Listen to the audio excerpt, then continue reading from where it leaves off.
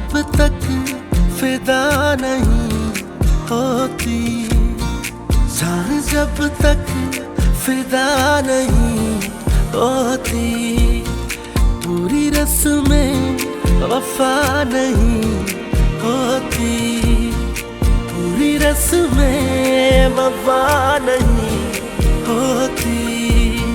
बेवफा से न रख वफा की आस, बेवफा से न रख वफा की आस, बेवफा से न रख वफा की आस, बेवफा से वफा नहीं होती, बेवफा से वफा नहीं होती, जान जब तक फिदा नहीं होती।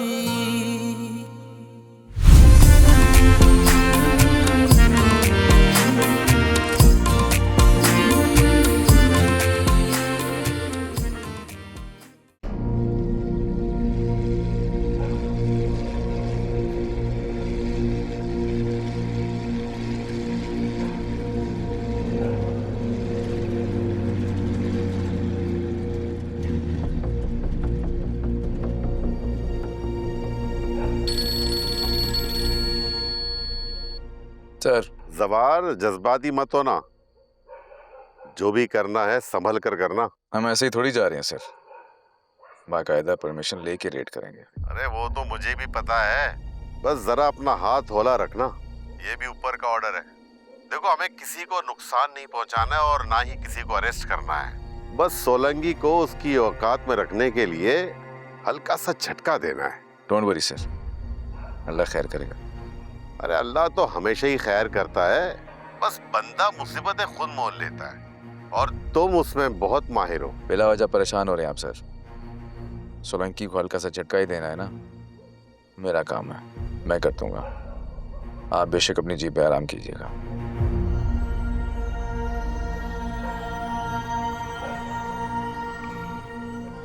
अब ऐसा कैसे हो सकता है कि बारात आए और दुल्हन के बगैर ही वापस चली जाए? चलो।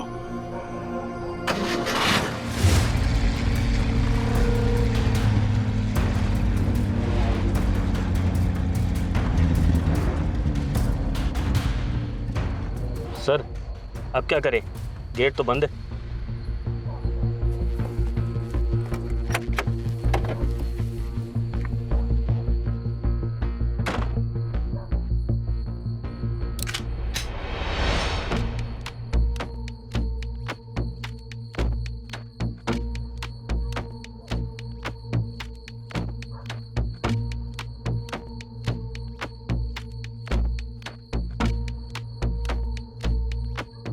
बारह सर, 12।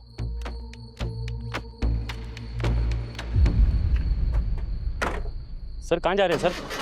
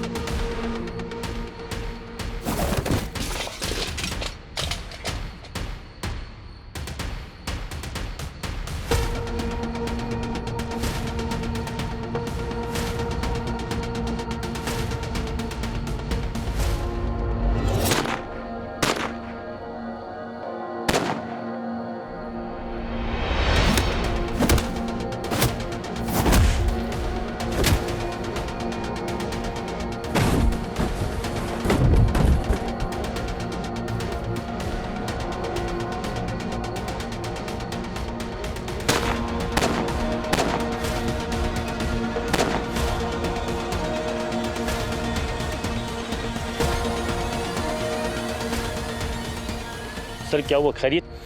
कुछ नहीं, बस छू के गुजरी है। सर वो लोग वहाँ पर जमा है, तो क्या हुक्म है?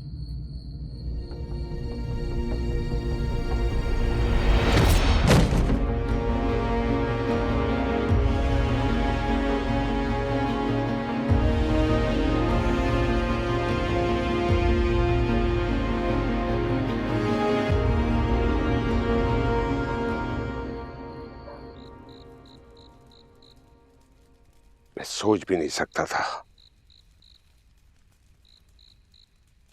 मैं सोच भी नहीं सकता था कि तुम्हारे होते हुए मेरे आदमियों को गिरफ्तार किया जा सकता है। कौन है वो, और उस अफसर की इतनी जुर्रत कैसे हो गई?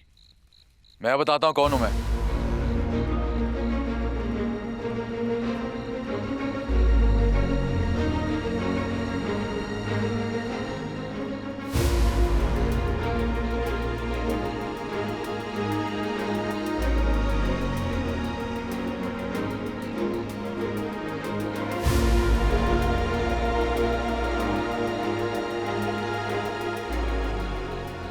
मेरा नाम सब इंस्पेक्टर सवार बख्त। सवार, तुम जाओ यहां से, मैं बात कर रहा हूं ना। सर, सिर्फ एक गलतफहमी। क्यों डर रहे हैं आप सर? सच बोलिए, कब तक ऐसों से डरते रहेंगे आप? सुरंगी साहब, आप मुझसे बात करें, क्योंकि आपके इलाके में धमाल मैं डाल के गया हूं, और वो भी कानूनी तरीके से। उनकी तरफ मत देखिए, बेकसूर है वो, कुछ नहीं किया उन्होंने। किसकी इजाजत से, किसकी इजाजत से तुमने मेरे आदमियों को अरेस्ट किया है? तुमने किसकी इजाजत से गरीब भाइयों की जमीनों पर मुंह मारा है? जानते हो, जानते हो किससे मुखातिब हो तुम? जानता हूं मैं। जरियाब सुलंगी, जिसने सक्खर के 36 गरीब हारियों की जमीनों पर नाजायज कब्जा कर रखा है। तुम्हारे वो गरीब मासूम हारी उन जमीनों के एवज मुझसे कई गुना पैसा ले चुके हैं, और वो रकम कई सालों पहले सूद समेत वापस की भी जा चुकी है। मेरा मसला है, तुम कौन हो हातमताई बनने वाले? सवार बख्त है नाम मेरा। एजाज शाह का खून दौड़ता है मेरी रगों में, और मैं इस इलाके का बेटा हूं, और अपने इलाके में मैं कोई नाइंसाफी बर्दाश्त नहीं करूंगा, चाहे वो तुम हो या कोई भी। इसलिए सुलंगी साहब, आज आप आराम करें और जमीनों को जायज तरीके से हासिल करने की प्लानिंग करें। तब तक मैं आपके बंदों की खातिर तवाज़ो करता हूं।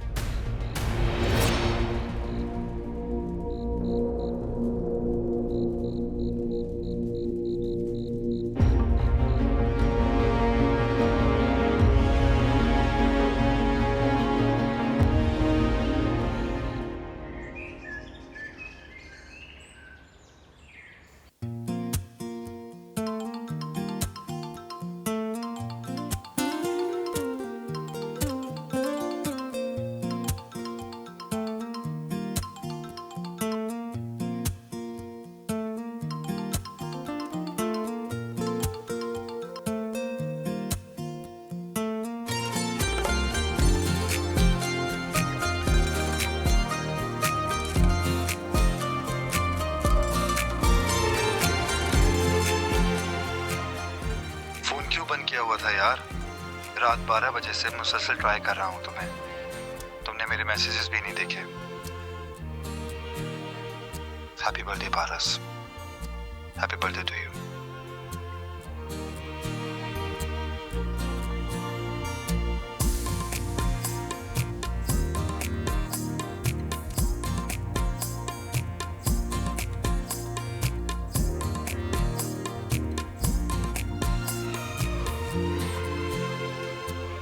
Happy birthday, sweetheart. I have a surprise for you.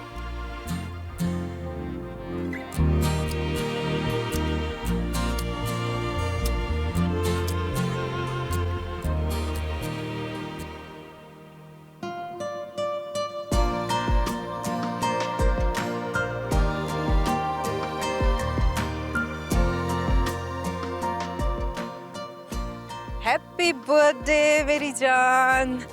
Thank you खाला।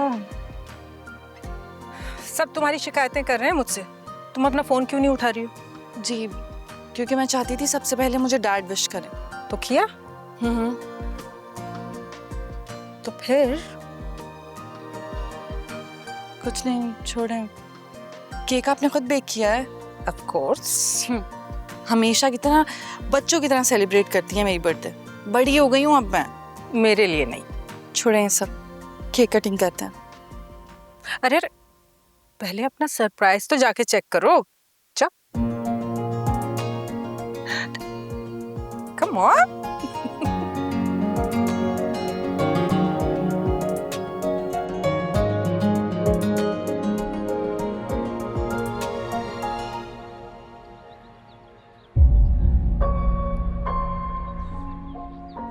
हाँ जी, तो बताओ कैसा लगा सरप्राइज? देखो ना, तुम्हारे उठने से पहले ही तुम्हारे डैड ने ये भेजा है।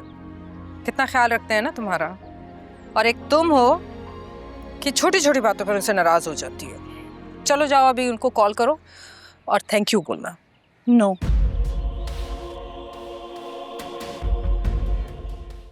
एक अहम खबर आपको दे रहे हैं कि सखर में सालों से चलने वाले जमीन के तनाज़े आज अपने मंतकी अंजाम को पहुंचे हैं। ज़राए के मुताबिक इस कारनामे का सहरा पुलिस के एक बहादुर ऑफिसर जवार बख्त को चाहता है। जवार बख्त का नाम सिंध की आवाम के लिए नया नहीं है। इससे कबल उन्होंने 18 मासूम बच्चों को जिंदा सलामत बाजियाब करवाने के लिए एक जबरदस्त ऑपरेशन किया था।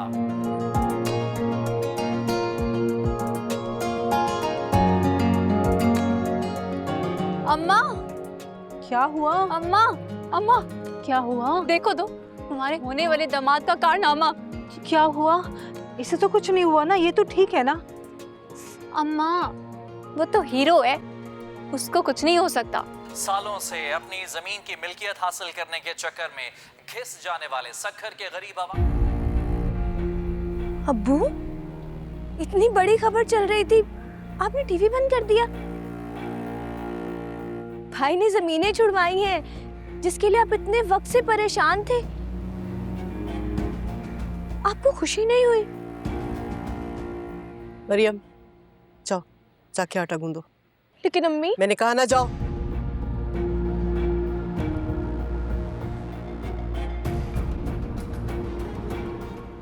रेशम, तुझे कितनी दफा मैंने कहा ये फिल्में देखना बंद कर दे।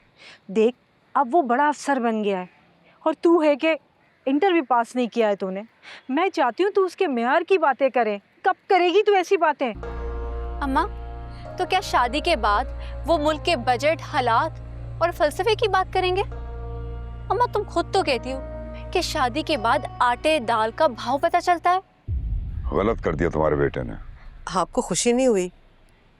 लोग तो उसके इस्तकबाल की तैयारियां कर रहे हैं, खुशियां मना रहे हैं, ढोल बजने वाले हैं। और तो और ये देखें, रुकैया ने मिठाई भिजवाई है और आप हैं कि खामखा गुस्सा कर रहे हैं। गुस्सा इसलिए कर रहा हूँ क्योंकि ऐसा वो बहुत देर तक कर नहीं सकेगा। भले ना कर पाए, लेकिन जो उसने कर दिया है ना, वो कुछ कम नहीं है।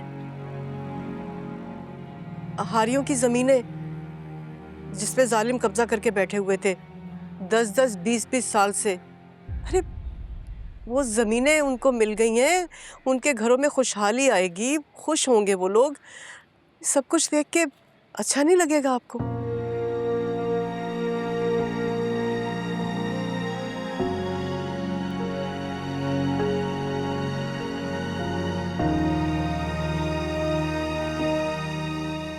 तुम यही समझो मुझे अच्छा नहीं लगेगा, क्योंकि मैं नहीं चाहता जो नुकसान मैंने उठाया मेरा बेटा भी वही नुकसान उठाए।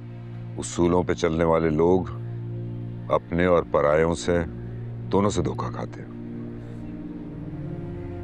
ये उसूल परस्त लोगों की सजा है।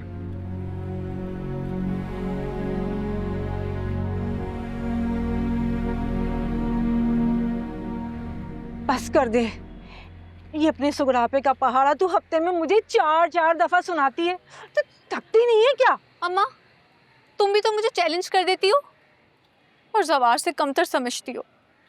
अरे मैं कमतर नहीं समझती। मैं तो तुझे उसके मेयार के मुताबिक बनाना चाहती हूँ। देख वो पढ़ा लिखा है, उसकी बातें, उसका अंदाज हम गांव वालों की ज़िंदगी से अलग है। जब तू उसके चाना पेशाना चलेगी ना तो मैं चाहती हूँ तू उसके मेयार की दिखे, उसके मेयार के मुताबिक बातें करे। बस इतना ही तो चाहती हूँ। पता नहीं तू क्या सोचने लगती है मेरे लिए। अम्मा, इसीलिए तो कहती हूँ कि मुझे दुर्दाना खाला के पास शहर भेज दे, ताकि मैं भी तो वहाँ जाके देखूं कि मॉडर्न लड़कियाँ कैसे बनती संवरती हैं, क्या पहनती हैं।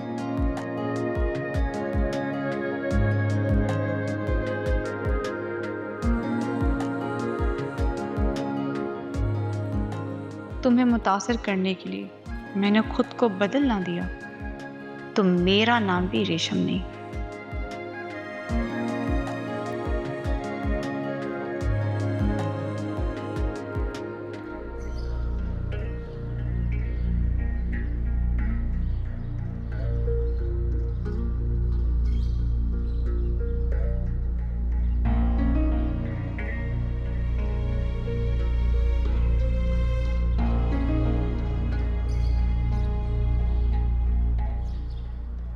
क्या हुआ, यहाँ क्यों बैठी हो?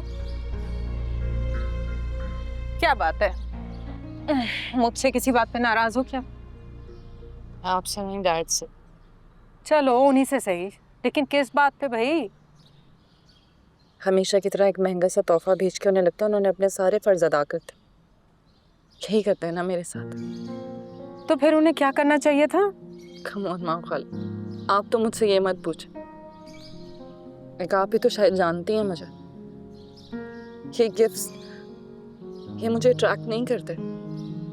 मुझे खुश करना चाहते थे तो कह देते कि मैं आ रहा हूँ, या मुझे अपने पास कराची बुला लेते। 6 साल से यूएस रह रही थी, अब यहाँ इस्लामाबाद आपके पास। वो मुझसे कैसे दूर रह सकते? मैं उनकी इकलौती औलाद हूँ और मुझे खुद से दूर फेंक रखा है। ऐसा भी हो जाएगा, इसमें कौन सी मुश्किल है भाई? जब से इस्लामाबाद आई हूँ चंद एक बार देखा है उन्हें। Video calls it's not enough खाला। उनसे दूर हूँ मैं, उन्हें अपने करीब देखना चाहती हूँ, उनके साथ रहना चाहती हूँ। मुझे लगा था मम्मा की बरसी आ रही है, मुझसे कहेंगे कि तुम आ जाओ मेरे पास। खुशी से पागल हो जाती, यही खुशी काफ़ी थी मेरे लिए। इसीलिए तो नहीं कहा उन्होंने, उन्हें पता था कि मेरी प्यारी बेटी कहीं वाकई में पागल ना हो जाए। एनीवे, तुम उनसे अपना दिल बदगुमान ना करो। वो तुम्हारे बगैर नहीं रह सकते हैं। उनका बस चले ना तो वो तुम्हें एक लम्हे के लिए भी अपनी आंखों से ओझल ना होने दें। मगर क्या करें, उनकी भी तो मजबूरी है ना। जो कुछ सालिया के साथ हुआ उसके बाद वो डर गए हैं। तो खाला छोड़ देना ये सब बिजनेस, जिससे उनकी जान को खतरा है, हमारी जान को खतरा है। क्यों कर रहे हैं ये सब कुछ वो? क्या मुझे उनकी फिक्र नहीं होती होगी? खुद को महफूज समझ के क्या खुश हो जाऊं मैं इतनी सी बात पर? वो भी तो वहाँ खतरे में ही है ना। अरे वहाँ उनका बिजनेस है, इतना आसान नहीं सब कुछ वाइंड अप करके किसी दूसरे शहर में सेटल हो जाना। इतना भी मुश्किल नहीं है, सिर्फ शहर की बात है, मुल्क थोड़ी बदलने का कह रही हूँ। इसमें क्या बात है? देखो, जब मुनासिब वक्त आएगा ना तो behzad भाई खुद तुम्हें लेने के लिए आ जाएंगे। यकीन है ना मुझ पर? मुनासिब वक्त कब? ये ना खाला, तब तक मैं भी मर गई हूँ। शट अप पारस, इतने खुशी के मौके पर ऐसी फजूल बातें करने की क्या जरूरत है तुम्हें? हाँ,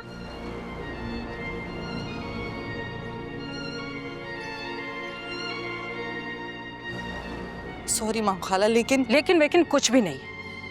ऐसे अनग्रेटफुल कैसे हो सकती हो तुम? हाँ, कैसी लग्जरी लाइफ गुजार रही हो तुम यहाँ पर। हर चीज सोचने से पहले तुम्हें मिल जाती है। अपनी शान तो देखो, 2-2 गार्ड्स के साथ फिरती हो ऐसे जैसे कोई मिनिस्टर हो तुम। माहू खाला, ये डैड का लाइफस्टाइल है, मेरा नहीं है। मैं आजाद रहना चाहती हूँ सबसे दूर। आप लोग को क्यों समझ में नहीं आता है? पारस, तुम एक आजाद परिंदे की तरह जिंदगी गुजार रही हो यहाँ पर। ऐसे कौन से खेल तमाशे हैं जो इन गार्ड्स की वजह से तुम नहीं कर पाती हो? ये गार्ड्स तुम्हारे डैड ने अपनी तसल्ली के लिए तुम्हारे लिए रखे हैं। तुम्हारी किसी भी एक्टिविटी पर ये असरअंदाज नहीं होते हैं। इनको अपना इशू मत बनाओ। कितनी प्यार से सुबह सुबह मैंने तुम्हारे लिए केक बनाया था। खैर छोड़ो, सारा मूड ही ऑफ कर दिया तुमने।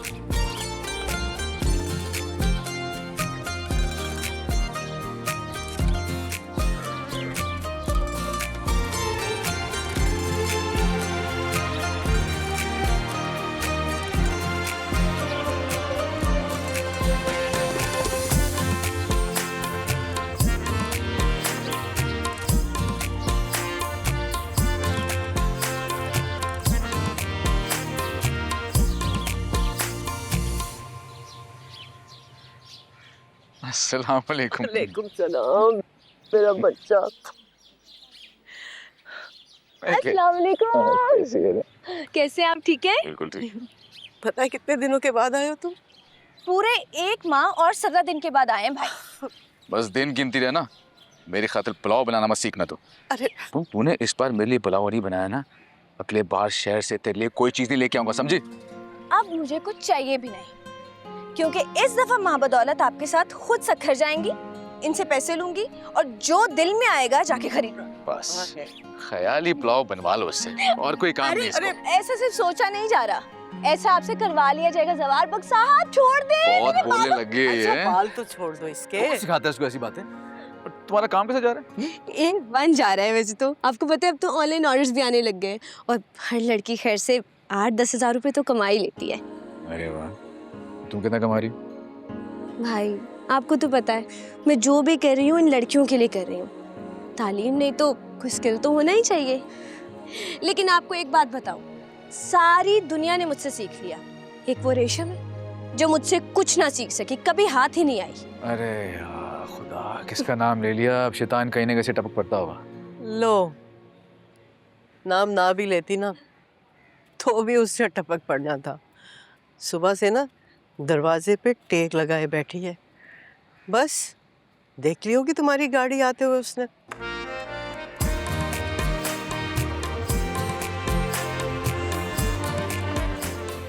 चाची।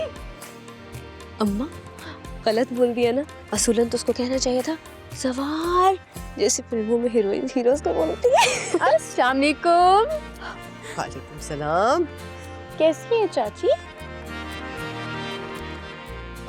हाँ मैं ठीक हूँ।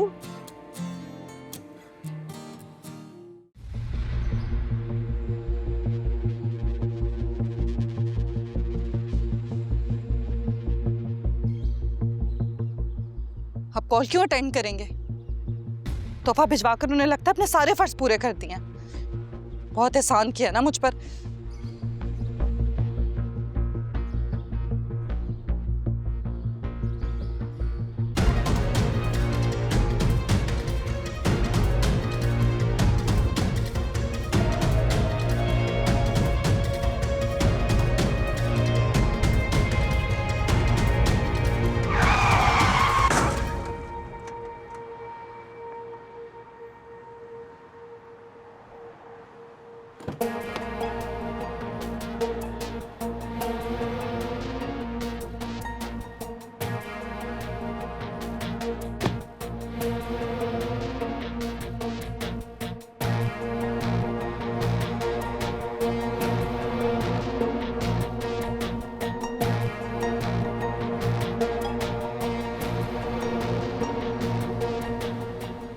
सी डैड, आपका भेजा हुआ तोहफा।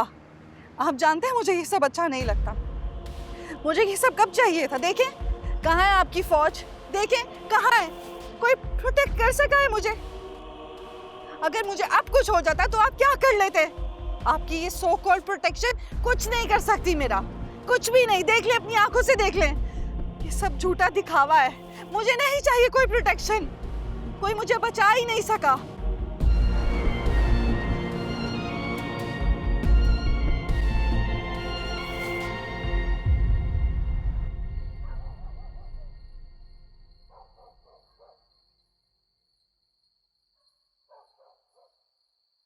आजा। ये अम्मी बिरयानी गरम है ना? हाँ गरम है। शाम से आया हूँ मैं। कहाँ है वो? कहीं हार गए हैं या फिर मेरी वजह से खुद को कमरे में बंद करके बैठे हैं? अम्मी कुछ पूछ रहा हूँ उससे मैं, कहाँ है वो? बिल्कुल ठीक अंदाजा लगाया तुमने, अपने कमरे में ही है वो। बेशक मुझसे ना मिले, कम से कम सबके साथ बैठ के खाना तो खा लें। अच्छा मैं बुला के लेकर आती हूँ। पूरा हफ्ता यहाँ रहूंगा मैं, तो क्या पूरा हफ्ता खुद को कमरे में बंद करके रखेंगे? तुम्हारा क्या ख्याल है?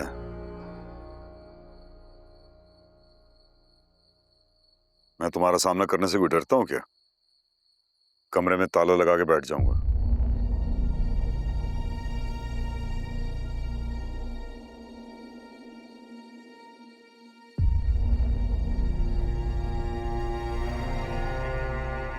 तुम यही चाह रहे हो ना कि बाकी लोगों की तरह मैं भी तुम्हारे कारनामे पे तुम्हें शाबाशी दूं, सीना ठोकूं, तुम्हारे कंधे थपथपाऊं?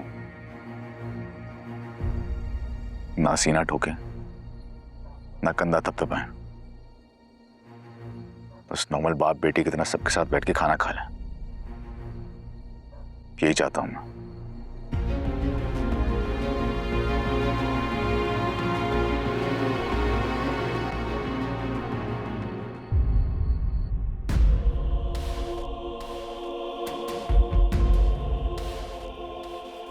पारस,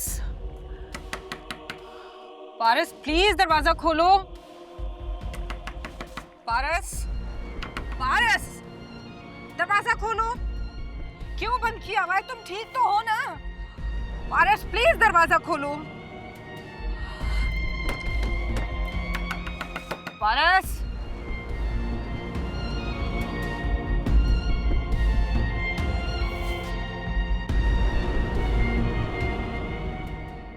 मरियम, मिठाई लाओ ना भाई के लिए, जाओ। जी।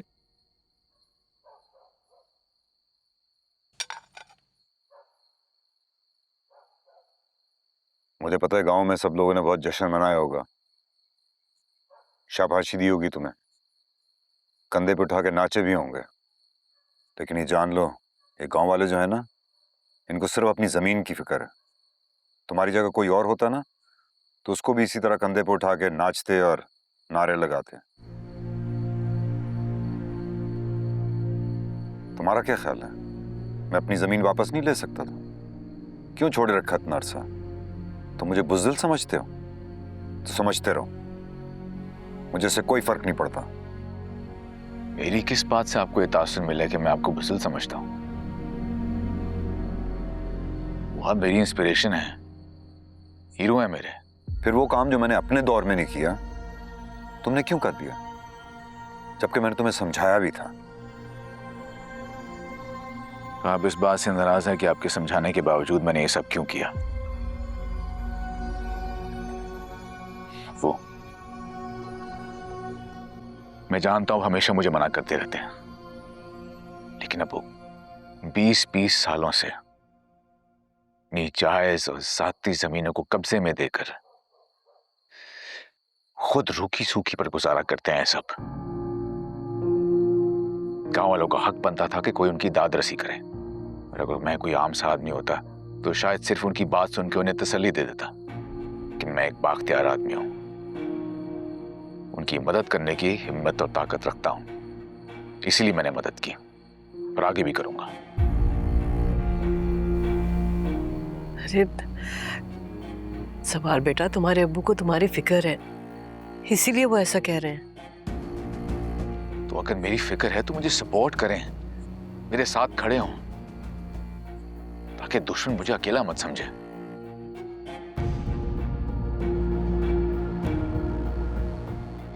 मां के मुझे वर्दी पहनाकर बुज़दिली की पट्टी पढ़ाएं, ये काम मुझसे नहीं होगा। अगर मसलिहत को तुम बुज़दिली समझते हो ना, तो ऐसे ही सही, लेकिन ऐसी बहादुरी मैं भी नहीं मानता जिसमें ना माल रहे और ना ही जान। दुश्मन ना अगर ईमानदारी और बहादुरी और दिलेरी से आके लड़े ना, तो मैं तुम्हें कभी मत रोकूं, लेकिन यहाँ ऐसा कुछ नहीं हो रहा। यहाँ कमजोरों और बेबसों से लड़ा जाता है, हथियार से भी और इख्तियार से भी, और इस झगड़े में ना सिर्फ बाख्तियार का ही साथ देता है और दुश्मन ऐसा हो जाता है। 5 दिन के अंदर अंदर ये जो लोग तुम्हें कंधे पे उठा के नाच रहे थे ना, और तालियां बजा रहे थे और नारे लगा रहे थे, किसी अपने के लिए रो रहे होंगे या खुद अपने हाथ से अपनी जमीनें उनको वापस करके आएंगे। लिख लो मेरी बात, ये 5 दिन के अंदर।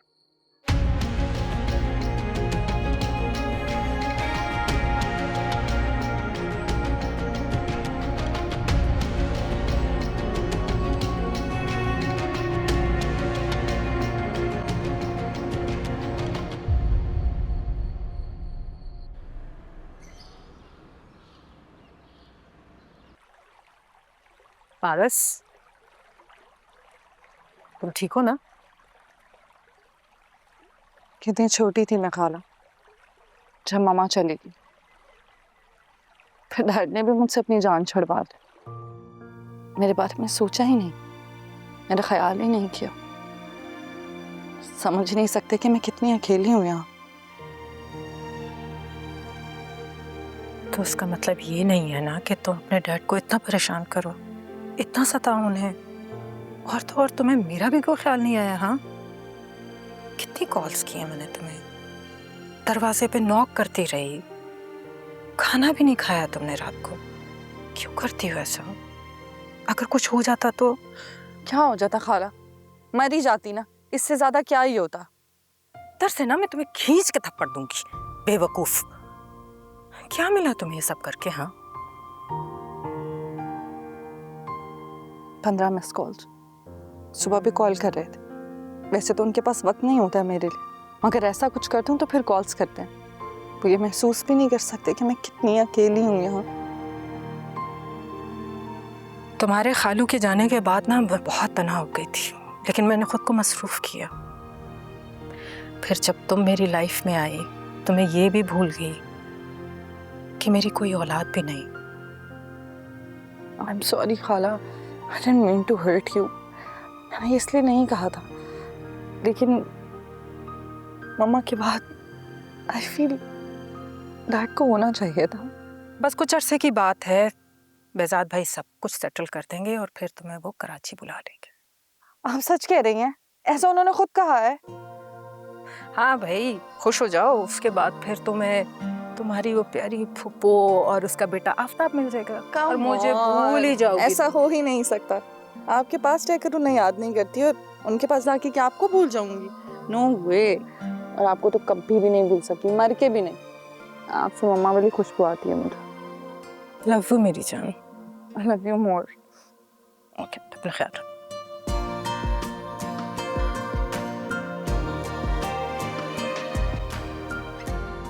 अम्मी, अम्मी। सवार, आप बाहर से आ रही हैं अम्मी? हाँ, वो मरियम की बच्चियां ना, उन्हें देखने गई थी। लेकिन कहाँ की तैयारी है तुम्हारी? अम्मी, हेडक्वार्टर से कॉल आ गई है, जाना पड़ेगा। लेकिन बेटा, तुम तो 1 हफ्ते के लिए आए थे ना? आया तो 1 हफ्ते के लिए था अम्मी, लेकिन ड्यूटी क्या करूं? सवार, तुम्हारे वो गलत नहीं कहते बेटा। कहते तो वो ठीक है अम्मी, लेकिन वो जो चाहते हैं मैं करूं, वो मैं कर नहीं सकता। इसलिए मैं वही करूंगा जो कि मैं चाहता हूं। वरना अम्मी, इस वर्दी को पहनने का कोई फायदा है नहीं। पुलिस फोर्स मैंने इसलिए ज्वाइन की थी ताकि बहादुरी और ईमानदारी से इंसाफ हासिल करने के लिए मुझे इख्तियार मिल जाए, इसलिए नहीं कि मैं सिस्टम को गंदा मानकर उसे एक्सेप्ट कर लूं और उसका हिस्सा बन जाऊं। जहां तक जिंदगी और मौत का सवाल है, वो तो अम्मी सबको ही आनी है, चाहे वो हल चलाने वाला हो या फिर नाजायज जमीनों पर कब्जा करने वाला। इसलिए ना तो मैं मजलूम बनकर मरूंगा, ना ही जालिम बनकर। तो बस आप मेरी दुआ किया करें। बाकी जो रास्ता मैंने चुनना है या जो मेरी मंजिल है, मैं उसके बारे में जानता हूं। तुम्हें अल्लाह और उसके नबी के सपोर्ट किया बेटा मैंने। आमीन।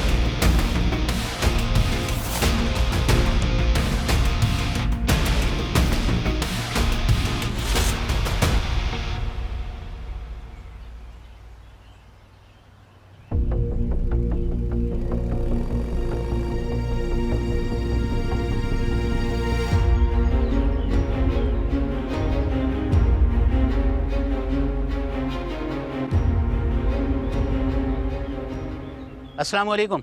अस्सलाम। साईं अंदर आपके मेहमान आए हैं। कौन आया? छोटी बेगम साहिबा और आफ्ताब साईं। शाहीन आई है। सर ये एहतशाम साहब की कॉल आ रही है।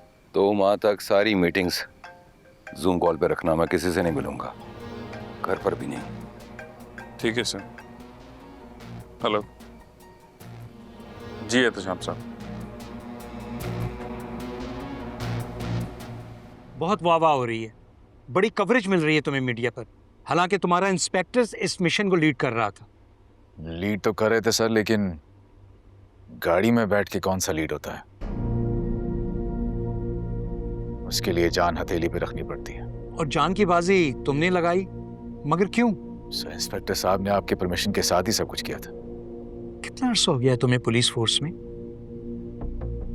3 साल सर। तो फिर तुम्हें अपनी परमिशन की हदूद में रहना चाहिए था ना। ये बात तुम्हें समझ में नहीं आई अभी तक? मैंने टीम को भेजा था उनको सिर्फ डराने और धमकाने के लिए, और तुम उनको हथकड़ियाँ डाल के ले आए। तुम्हें किसने कहा था कि एक बैल की तरह उस इलाके में दंदनाते फिरो? एक छोटे पुलिस अफसर को ये बातें जेब नहीं देती। सर मैंने जो कुछ भी किया कानून के दायरे में रहते हुए किया है। इंस्पेक्टर साहब इस बात को बहुत अच्छी तरह जानते हैं। लेकिन पहली गोली तो तुम्हारी तरफ से चलाई गई थी, ये भी जानता हूं।